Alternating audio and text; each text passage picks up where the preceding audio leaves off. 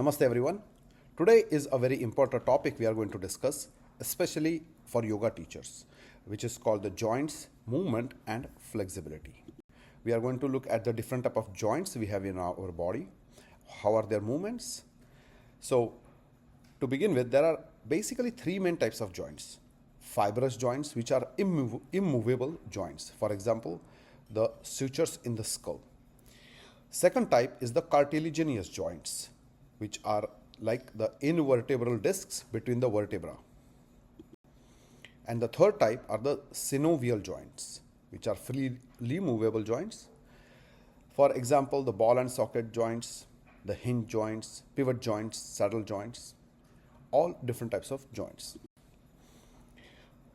Now let's look at the type of movements the joints can have. Flexion and extension. What does flexion mean? It's basically, imagine decreasing the angle between two body parts. So when you are bending an elbow or bending the knee, you are decreasing the angle between, when you are bending the elbow, you are decreasing the angle between the forearm and the bicep. What is extension? It is the opposite of flexion, where you are increasing the angle between two body parts. When you are straightening an elbow, you are actually increasing the angle. Abduction and adduction. Abduction means moving a limb away from the midline of the body.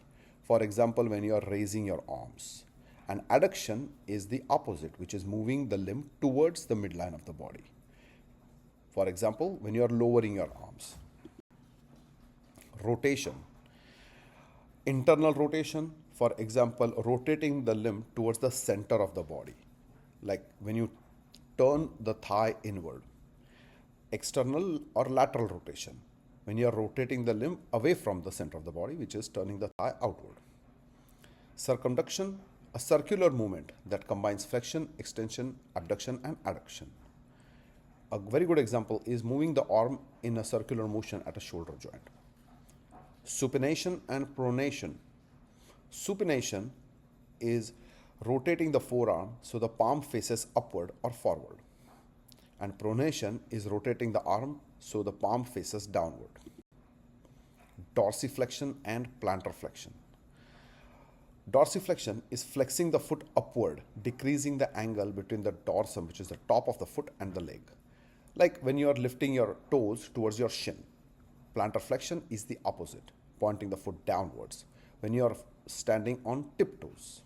For example, when you are in Prapadasana. Elevation and depression. Elevation is lifting the body parts superiorly or upwards, shrugging the shoulder upwards, and depression is when you are lowering your body parts, where you are relaxing the shoulders downwards. Opposition and reposition. Opposition is the movement of bringing thumbs and little finger together.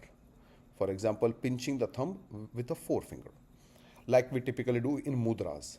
Reposition is moving the thumb and little finger back to their anatomical position. Understanding the different type of joint movements is essential for both fitness and rehabilitation. Make sure that whenever we are generating yoga sequences, we keep the joint movements in mind to prevent injuries. Namaste and thank you.